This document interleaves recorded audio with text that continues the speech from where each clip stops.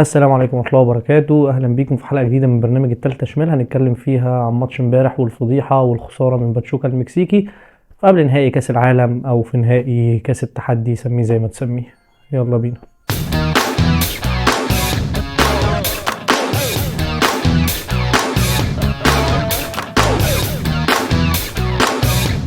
أنا حابب أصيح شوية وأطلع الغل اللي جوايا والكبت اللي جوايا قبل ما أتكلم عن الكورة والفنيات والإداريات والكلام الجميل ده كله. انتوا عايزين ايه تاني؟ كلامي موجه للعيبه الاهلي والجهاز الفني للاهلي ومنظومه الاهلي كلها. انتوا عايزين ايه تاني علشان نوصل للنهائي؟ انتوا عاوزين ايه تاني علشان تبقوا اول فرقه خدت كاسين او خدت بطولتين منظمه من الفيفا تبع الانتر كونتيننتال بمسماها الجديد؟ تبقى انت الفرقه رقم واحد اللي تاخد كاسين. عايز ايه؟ تبقى انت اول فرقه افريقيه وعربيه وصلت الفاينل. بلاش هنعتبرها كاس العالم. عايز ايه عشان تبقى اول فرقه مصريه توصل الفاينل؟ عايز ماتش اسهل من كده ايه؟ عايز فرقه اسهل من كده ايه؟ انا لا جايب لك فرقه من امريكا الجنوبيه ولا فرقه برازيليه ولا فرقه ارجنتينيه ولا جايب لك فرقه من اوروبا زي ما لعبنا مدريد ولا لعبنا البايرن. انت بتلاعب فرقه في الدوري المكسيكي اللي هو دوري على قده، ما يفرقش عننا حاجه. فرقه المركز ال 16 في الدوري المكسيكي، يعني من اسوأ الفرق. فرقه الموسم ده داخل فيها حاجه و30 جون وجايبه 12 جون بس. فرقه كسبانه 3 ماتشات من 14 ماتش في الدوري. عايز ايه اكتر من كده؟ فرقه بتعاني، فرقه سيئه، فرقه ضايعه.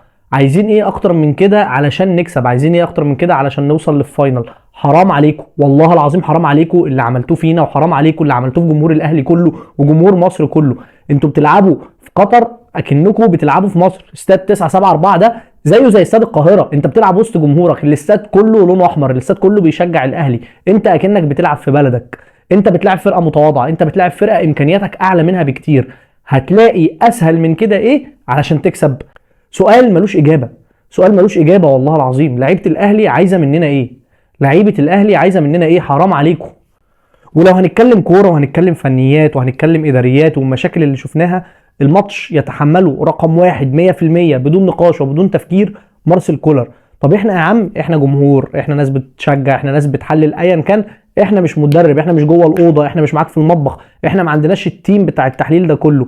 احنا ما نعرفش حاجه عن باتشوكا غير مركزها في الدوري. وده لما بصينا عشان عرفنا ان هي هتلاعب الاهلي، مش اكتر. مش من حلاوه باتشوكا، ما نعرفش حد فيها غير سالمون روندون، الراجل اللي كان بيلعب في ويست بروم في الدوري الانجليزي، عشان الناس اللي بتتفرج على الدوري الانجليزي متابعاه، واسامه ادريسي اللاعب المغربي علشان عارفينه من قبل كده.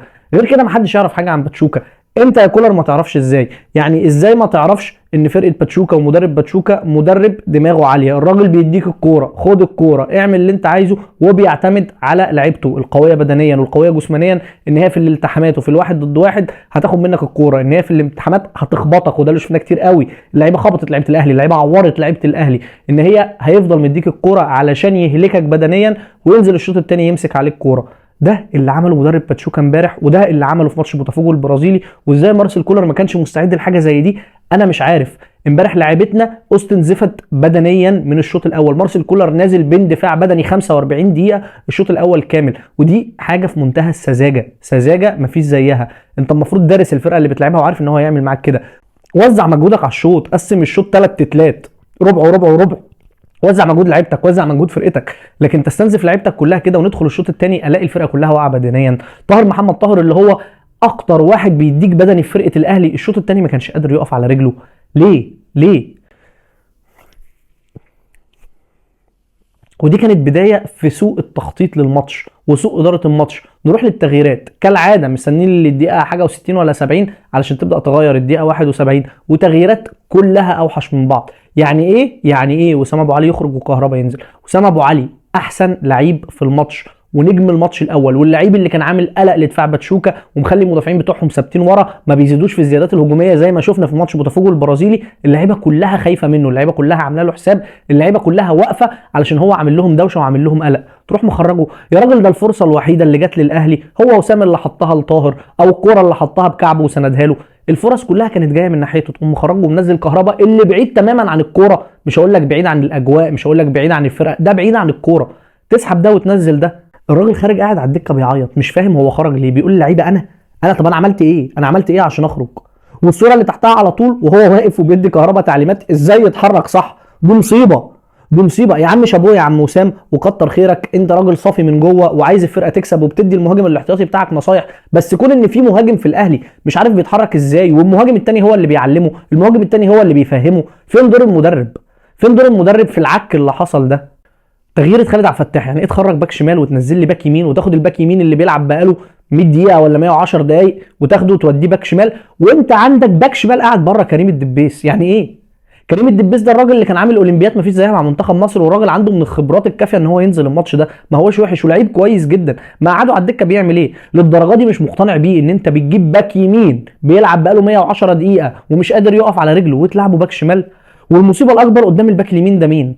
امام عاشور. لما حضرتك قررت ان انت تنزل قفشه وتسحب حسين الشحات وترمي لي امام عاشور على الوينج، بقى عندك جبهه فيها عمر كمال قدامه امام عاشور، اتنين مستنزفين بدنيا، اتنين بيلعبوا بره مكانهم، واحد باك يمين بيلعب باك شمال والتاني راجل بيلعب في قلب الملعب بترميهولي على الوينج. امام عاشور خطورته كلها في الاختراقات من العمق، امام عاشور خطورته كلها في الشوط من على ال 18، امام عاشور خطورته كلها في السرعات اللي بيحطها جوه ال 18. اي نعم ما كانش في حد يحط له عشان البيه كهربا نازل نايم، بس انت موتهولي على الوينج. امام عاشور كان مموت نفسه، امام عاشور كان راجل وراجل كان بيرجع وبيدافع وبيساند، بس في النهايه انت موتته. الراجل ما كانش في يومه، الراجل ما كانش في يومه تماما، تبديلات كلها سيئه.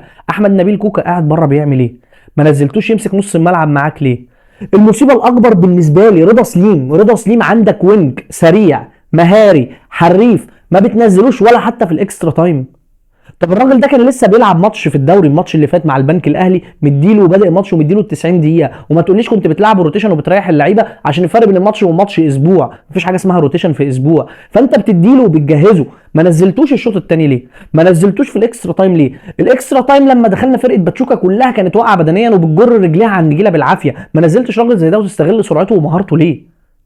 ليه حادف لي امام وهو ميت ومش قادر يجري ومش في يومه ومش في مكانه وسايب الوينج بتاعك على الدكه؟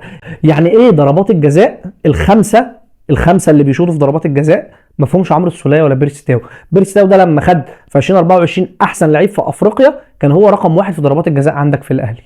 عمرو السوليه هو رقم واحد في ضربات الجزاء عندك في الاهلي.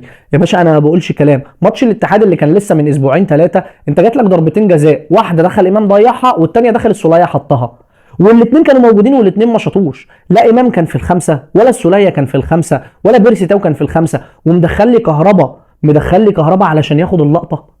كهربا يا جماعه وبقولها وانا واثق ومليون في الميه ما كانش في الخمسه اللي داخلين يشوطوا ضربات الجزاء، مستحيل، عشان كهربا اصلا ما بيعرفش يشوط ضربات الجزاء. كهربا لما تلاقى ان الماتش رايح الفرقه اللي قدامنا مضيعه ضربتين جزاء واحنا جايبين ثلاثه ولو جبنا الرابعه نخلص الماتش ونكسب، اتقال له خش شوطها، جيب الجون، خد اللقطه، كسب الفرقه وعوض الانفراد اللي اي حد في ثانيه ابتدائي يجيب جون اللي حضرتك ضيعته، ودخل عشان يضيع ضربه الجزاء برضه ويحرق دمنا. عمر كمال ضيع ضربه الجزاء، انا مش هلوم عليه، عمر كمال دي تقريبا اول ضربه جزاء يضيعها، واي لعيب في الدنيا معرض ان هو يضيع، بس هو الراجل بيشوط كويس سواء مع الاهلي سواء مع المنتخب، فده مكانه الطبيعي. لكن يعني ايه تدخل كهربا علشان ياخد اللقطه على حساب الفرقه؟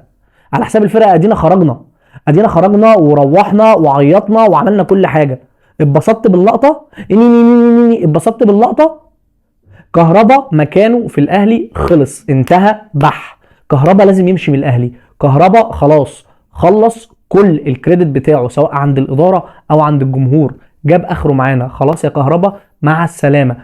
وبرضو انا مش هحدف اللوم كله على كولر واللعيبه، ليه؟ عشان الاداره عندنا فيها مشكله كبيره قوي. كولر طالب ان هو يجيله لعيبه تسنده، كولر طالب تعزيزات للفرقه.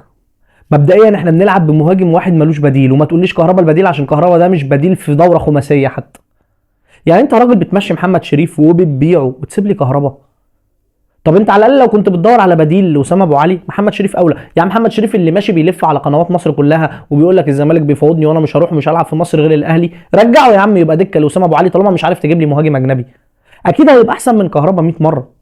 الوينجات، يعني ايه يبقى عندي وينجين اجانب مقعدهم على الدكه؟ امال انا جايبهم ليه؟ ده فشل اداري. يعني ايه بيرسي تاو ويعني ايه رضا سليم، اتنين وينجات اجانب بياخدوا بالدولار وحاجزين مكان اجانب في الفرقه، والاتنين على الدكه ما بيلعبوش وخارج حسابات كولر. هو كولر والاداره ما بيقعدوش مع بعض لما اللعيبه بتتجاب؟ ما هو انا مش فاهم، يعني لما اللعيبه بتتجاب دول ما بيقعدوش مع بعض، الاداره بتجيب لعيبه وبتفرضها عليه؟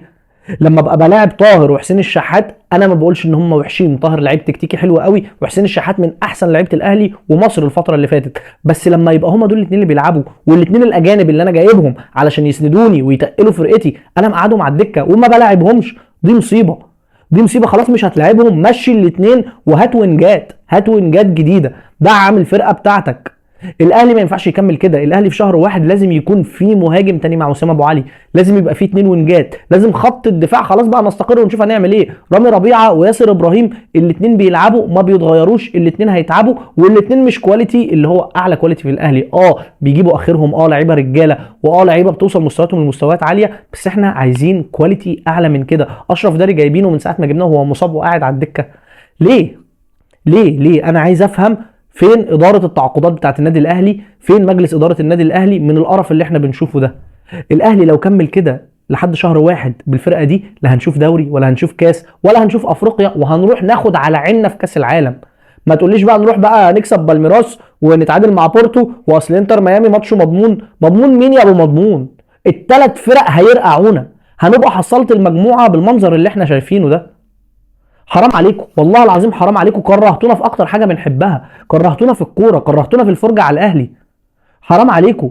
الماتش تشيلوا الاداره من اول محمود الخطيب لحد اداره التعاقدات، يشيلوا الجهاز الفني كولر، فين تيم الاعداد بتاعه، فين الجهاز الفني بتاعه، فين الجهاز البدني والمعدين البدنيين اللي اللعيبه كلها من الدقيقه 70 مش قادره تقف على رجليها، يشيلوا اللعيبه اللي كانت تقرف في الملعب، يشيلوا كهربا اللي لازم يغور في 60 داهيه، خلاص مش عايزين نشوفه في الاهلي تاني. احنا تعبنا. حرام عليكم. كفايه كده. سلام.